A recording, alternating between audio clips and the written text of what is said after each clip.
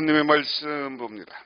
하나님의 말씀은 창세기 50장 15절부터 21절. 요셉의 형제들이 그들의 아버지가 죽었음을 보고 말하되, 요셉이 혹시 우리를 미워하여 우리가 그에게 행한 모든 악을 다 갚지나 아니할까 하고, 요셉에게 말을 전하여 이르되, 당신의 아버지가 돌아가시기 전에 명령하여 이르기를, 너희는 이같이 요셉에게 이르라. 내 형들이 내게 악을 행하였을지라도 이제 바라건대 그들의 허물과 죄를 용서하라 하셨나니, 당신의 아버지의 하나님의 종들인 우리 죄를 이제 용서하소서 하매, 요셉이 그들이 그에게 하는 말을 들을 때 울었더라.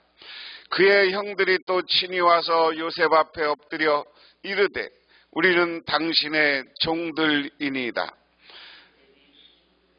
요셉이 그들에게 이르되, 두려워하지 마소서. 내가 하나님을 대신하리이까. 당신들은 나를 해하려 하였으나 하나님은 그것을 선으로 바꾸사 오늘과 같이 많은 백성의 생명을 구원하게 하시려 하셨나니, 당신들을 두려워하지 마소서.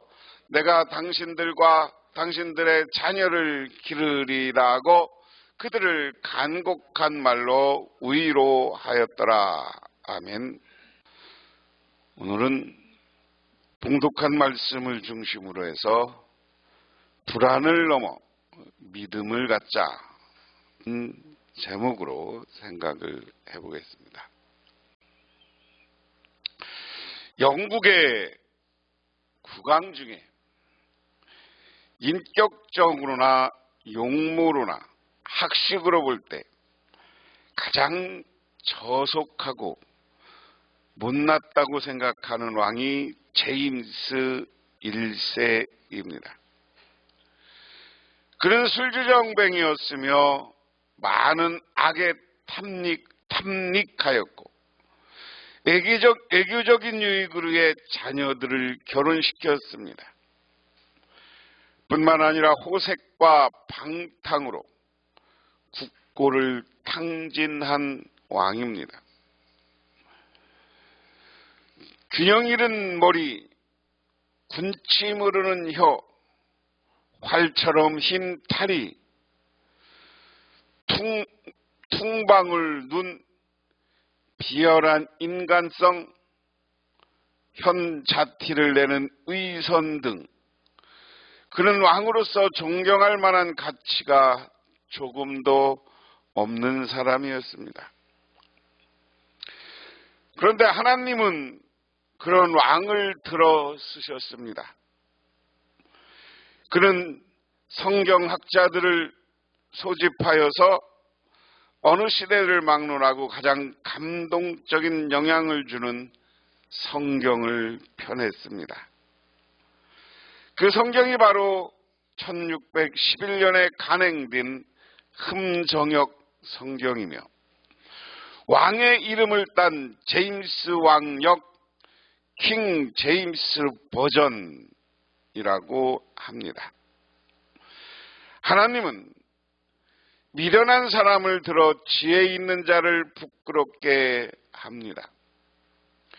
제임스 1세는 세상적으로는 실패한 것 같으나 하나님을 위해서는 위대한 일을 했습니다.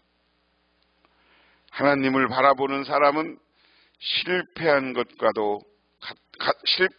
같아도 성공을 만들어주는 분이 하나님이다. 사람은 겉모습만 가지고 모른다. 우리가 부족하고 부정적인 평가를 받아도 하나님이 우리를 들어쓰고 우리를 사용한다 하는 겁니다. 오늘 우리는 출애굽기 50장 본문 말씀을 봉독하기 전에 우리는 요셉의 이야기를 조금 다시 생각해 볼 필요가 있어요. 요셉이 어려서 두 가지 꿈 이야기를 하죠. 7 별들이 있었고 내가 제일 환한 별이었다. 7별이 이 환한 별을 보고 다 보다 더 환한 별들이 없었다. 반짝이는 별이. 또 하나는 단들이 있었는데 여러 가지 이 단들이 곡식할 때 추수할 때 곡식들이 내가 우뚝 섰는데 나에게 다 절하더라. 오늘 이게 그림이 그런 거죠. 요셉이 이 채색 옷을 입었다. 아버지가 특별히 요셉을 사랑했다. 요셉이 자기 아버지 야곱에게는 12아들들이 있었습니다. 12아들들이 있었는데 그 중에 11번째 아들이에요. 막내 아들은 베냐민이었고, 요셉이 자기가 나헬이라는 여인을 아내로 삼고 싶어서 20년간 일을 합니다. 그런데 외삼촌 나반에게 속아서 7년간 일했을 때 누구를 줘요? 그 언니 나헬을 먼저 결혼시키고, 그 다음에 7년간 일을 더 할 테니까 하다가 그 다음에 나헬을 결혼하고 그의 몸종들과 합쳐서 4명의 아내가 야곱에게는 있었어요. 그런데 다른 아내들에게는 늘 가끔 있었고, 늘 야곱은 이 나헬하고 같이 있는 걸 좋아했고 나헬을 사랑했어요. 그런데 이상한 건 하나님이 나헬에게는 잉태하는 것을 오랜 동안 못하게, 내 언니는 별로 사랑도 받고 있지 않은데 어떻게 된 게 그냥 아들을 풍성풍성 낳아요. 그래서 나중에 보면 이 나헬이 아기를 낳기 위해서 언니하고 여러 가지 비법 뭐 이런 것을 하지만 잘 아기가 안 낳다가 자기들이 들고 왔던 몸종들도 요셉하고 자기만 하면 야곱하고 자기만 하면 아들을 풍성풍성 낳는데 안 낳아. 이것 때문에 늘 나헬은 고집이었죠. 고민이었죠. 그러다가 마지막 다 아들들이 낳고 나중에 나헬에게서 낳은 아들이 요셉과 베냐민이야. 그러니까 얼마나 요셉이 귀여웠겠어요. 자기가 가장 사랑하는 여인에게서 태어난 아들. 그러니까 다른 형들한테는 아닌데 이미 요셉에게는 옷도 귀한 거 이쁜 걸 입히고 그러면서 요셉 하는 거죠. 거기다가 이 요셉이라는 게 눈치가 좀 있어야 되는데 뭐 꿈만 꾸고 뭐만 하면 형들 앞에 와서 꿈 자랑을 해. 꿈 자랑을. 그러니까 형들이 이 요셉을 시기하는 마음이 생기죠. 시기하는 마음이 생겨서 어느 날 요셉에게 형들은 이미 장성해서 결혼까지 한 형이 있었어요. 요셉이 형들에게 갔을 때는. 한번 생각해보세요. 12명 쭉 낳는데 요셉이 한 12살 됐을 때니까 형들에게 가봐라. 그때 이미 큰형은 결혼도 하고 이랬던 상태입니다.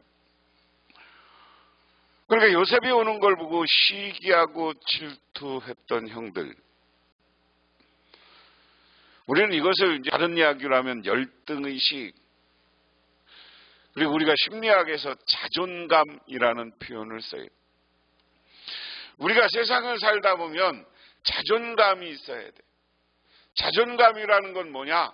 내가 존귀하고 귀하다라는 생각이 있어야 돼. 그런데 요셉은 그런 게 있는 사람이죠. 나는 단들이 나에게 절을 하고 별들이 나에게 와서 나는 태양과 같은 존재고 별들이 다 나는 반짝이지만 내 발길을 형들은 어떻게 하지 못한다. 그래서 자존감이 없이 열등의식과 시기심으로 가득 찬 형들은 이 요셉을 죽이려고 해요. 그래서 우물에다 집어 던졌어. 비누물, 물이 나지 않는 우물에다. 그런데 그나마 유다는 정신이 바뀌었는데 우리가 죽이면 어떡하냐, 하나님 뜻이 있겠지 하고 요셉을 지나가는 누구한테 팔어? 노예 상인들한테 팔어. 여기가 이 상인들이 애굽에서 이쪽 유럽과 동양으로 가는 상인들의 길이야. 길. 이게 나중에는 어느 길과 연결되느냐면 저 실크로드랑 연결돼서 나중에 이 사람들이 중국을 거쳐서 우리나라 신라까지 왔다는 역사서들이 있어요. 여기서부터 노예상들, 거상들이 왔다 갔다 하는 거예요. 낙타를 엄청난 무리를 끌고 왔다 갔다 하는 그런 곳. 그러니까 그들에게 요셉을 팔아. 요셉을 팔았는데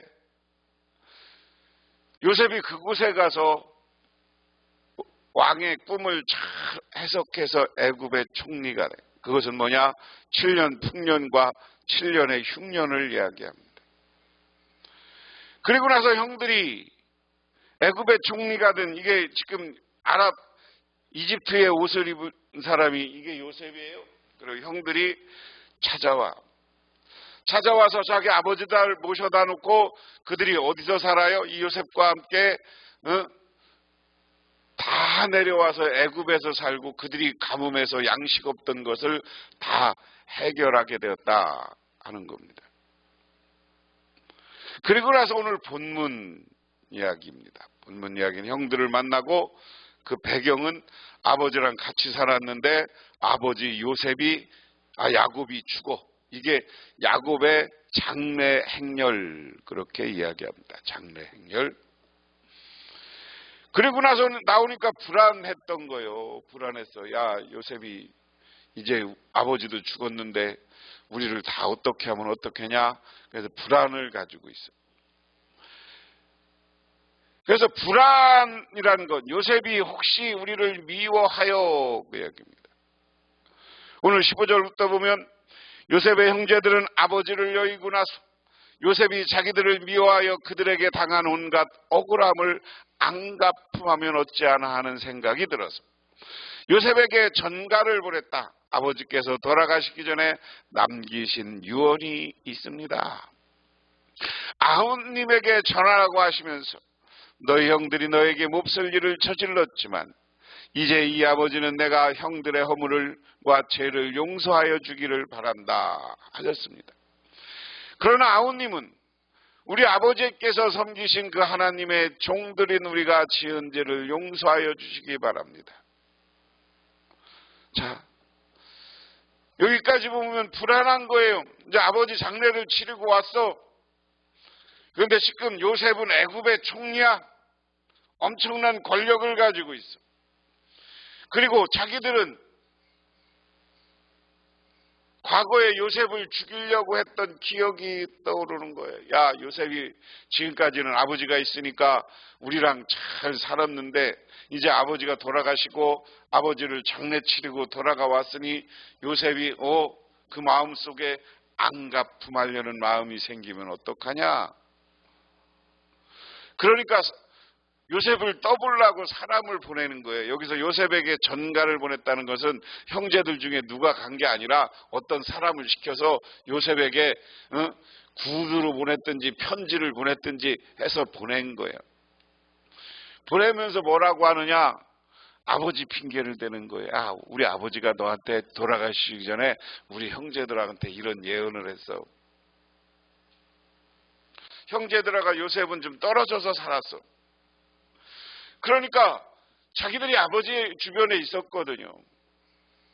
그러니까 아버지를 핑계대서 사람을 보내서 요셉에게 우리 아버지 핑계를 대서 우리 아버지가 우리랑 같이 살다가 유언을 남겼는데 그래 너한테 전해드렸어. 너희 형들이 몹쓸 일을 저질렀지만 이 아버지는 내 형들의 허물과 죄를 용서하여 주기를 바란다고 하셨다. 그러니 아우님 우리 아버지에게서 섬기신 그 하나님의 종들인 우리가 지은 죄를 용서하여 주기 바란다. 이 말은 어디서 오는 거예요? 불안한 마음.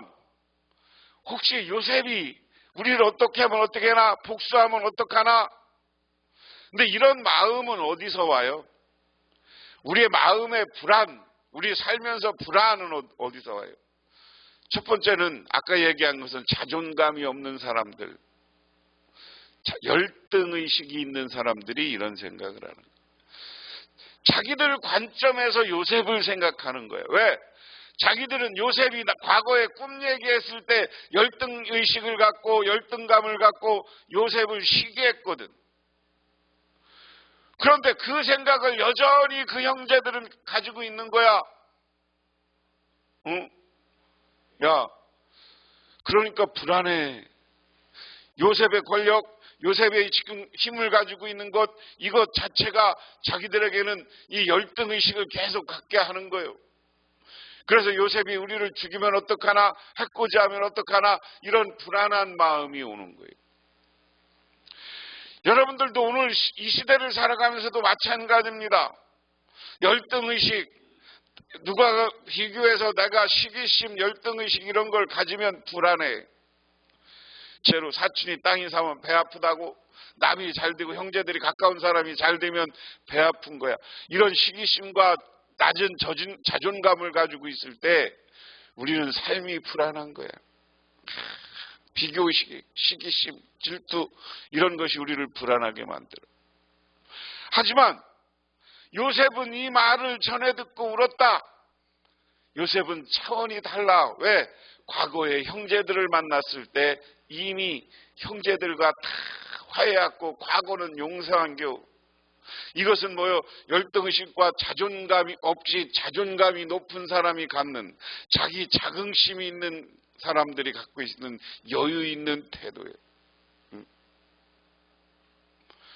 그러면서 18절에 곧 이어서 요셉의 형들이 직접 와서 요셉에게 엎드려 말하였다. 우리는 아우님의 종입니다. 자, 이거 표현해 보면, 아니 요셉하고 형제지 지가 무슨 종이야. 형들이 와서 어떻게 요셉이 자기한테 해코지할까봐 당신은 총리고 나는 너에 비하면 종이다. 그러니까 살려달라. 이 짓 하고 있는 거. 불안한 마음이 이렇게 우리를 자기를 낮추는 그런 모습을 띠게 합니다. 그렇게 했을 때 요셉은 뭐요? 요셉이 그들에게 말하였다. 두려워하지 마십시오. 오, 내가 하나님을 대신이라도 하겠습니까? 오늘 이야기는 뭐냐면 자기의 삶의 모든 여정을 하나님의 뜻으로 받아들이는 요셉의 모습입니다.